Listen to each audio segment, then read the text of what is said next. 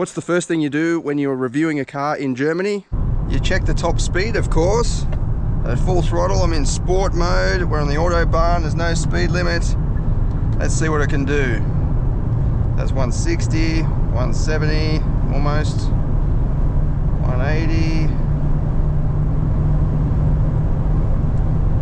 It feels like it does have a speed limiter at about 180, 185 because it's just slowing down slightly and it's not going any further than that.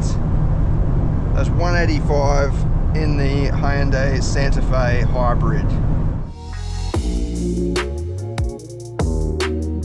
Aside from checking the top speed, this is the Santa Fe that's sold in Germany. It's basically the same as the Australian model.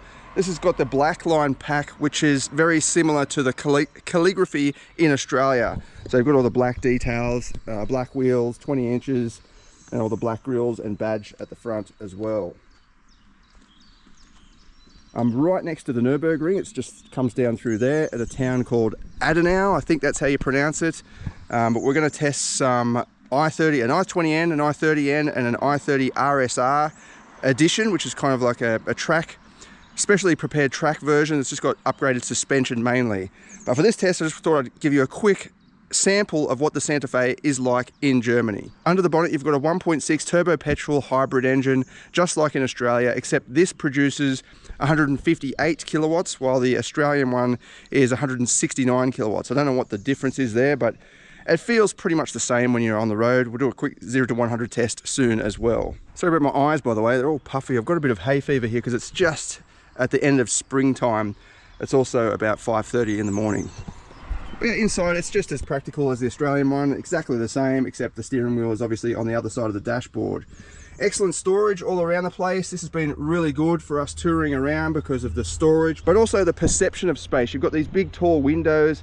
It's kind of like a van almost in the cabin orientation. This example's got the twin captain chairs in the second row. Again, it's been awesome for us because even the people in the back, they can just sit back and relax with their own separate seats. So I've got plenty of room here. My head's nowhere near the ceiling and I've got excellent leg room as well. Only problem with the twin seats, you've got no center console or cup holder or anything back here. You do have this pull-out drawer and you've got little hooks on the backs of the seats and little hidden USB-C charging ports as well. And up at the back, we've got the two seats folded down at the moment, but this offers decent legroom and headroom for the third row. Like, they're all pretty cramped. Some offer a bit more legroom, some offer a bit more headroom. I think this has got more headroom, if anything, but you can slide that middle row or slide those two middle row seats forward if you want to open up some more legroom. And mandatory in Germany, you've got the safety triangle and all that stuff. All right, we'll go for a bit of a drive now. There's actually some nice winding roads very close to here behind this big sort of hill or mountain, whatever you want to call it. And we can just test out the handling. It feels pretty much identical to the Australian one. I've got some memory in my head that says that Australia adopts the European tune. It was tested for Australia, but I don't think they made any actual changes. I'll flash up any notes if that's incorrect, but it feels kind of like the Australian version. Well, pretty much exactly the same. Just show you a bit of the track over here. So this is where they come down the big hill here. You can sit up on the side of the grass there and just watch, and you come screaming through here. Awesome track. Like, I love this place. It's got this aura about it. It's very mysterious and yeah, I don't know, it's just really cool.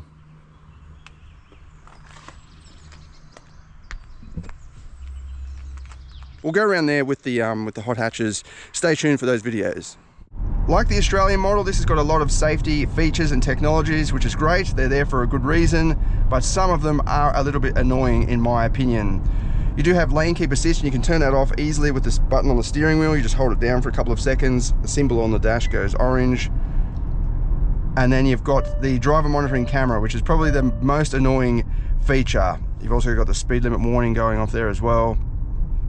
If you turn the driver monitoring camera off in the menus, which you got to dig deep into the menu systems to get to it, although you can pre-program it for a quick access through the star button on the steering wheel, so just go straight to that page. But if it thinks, even when it's turned off, if it thinks you're being distracted, it will actually turn everything back on, that's the most annoying thing in my opinion. Yeah, awesome roads here. They've got these little series of hairpins. Be awesome in a sports car or something. But even in this, it's handling really nice. Like, it doesn't feel uncomfortable. It doesn't feel overly heavy or, you know, too much body roll or anything like that. It's great. It's good for a grand touring car. Like, if you want to go for a road trip with your family, this is a perfect option for that. In terms of the performance, I think it goes quite nicely for what it is. And then the economy is, it's okay. We're averaging, where is it? That's 8.9. That's with, you know, some top speed runs on the Autobahn. You can expect to get lower than that. I think I've got about in the 7s at home. Just driving in sort of normal conditions, which is really good. That for a massive 7-seater SUV like this, I think it's really good. And I love that it's got a 6-speed torque converter automatic. It's not a CVT, which is what most hybrids have. Having the torque converter auto just means it drives like a normal car. It doesn't have this whiny, you know, never change gear sort of feeling behind the wheel. You can also use the gears to slow the vehicle down as well. So that speed limit warning just keeps going off. But I mean, I'm speeding a little bit. There's a lot of speed changes along these roads as well, and there doesn't seem to be many signs to tell you that. Like back there, it went up to 70, but I didn't actually see the 70 sign. Well, that's according to the vehicle anyway.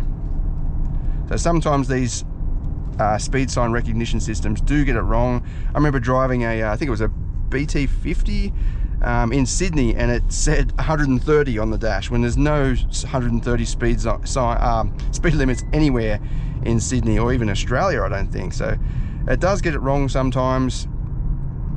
I feel like this has got to be a bit faster than 70. There's some people coming up behind me. But yeah, overall, I think this is a cool touring car. The design, I actually really like most of it. It's just the back end. We had some guys come up to us last night, and because Hyundai doesn't have a huge presence in Germany, that's all, you know, mainly German cars. Some guys came up to it and really asking about it, and they said, yeah, it looks a bit like the Land Rover, old Land Rover Discovery kind of thing, in a good way. And yeah, they actually really liked it. I like everything about it, the slabbiness, and it's, you know, just very straight sheet metal panels and all of that. It's just if they could move the taillights up a little bit, I think it would just be a bit more consistent and balanced. Even cruising at about 170, it's fairly planted, although it's not quite as confident as a premium European car at this sort of speed. But, you know, these things aren't designed for doing high speeds on the Autobahn, basically. It's just got a little bit of buffeting going on, especially with crosswinds. It's a huge surface area down the side, so that is going to be impacted if there's a gust of wind or if you pass a truck or something like that. But overall, I've got decent confidence in the vehicle. Like, I can feel what's going on through the steering. It feels like a good cruiser, but I probably wouldn't sit there going at top speed for the whole trip. You just settle at about a 160. That seems to be pretty safe and secure. All right, let's check out the performance and do some 0 to 100 tests.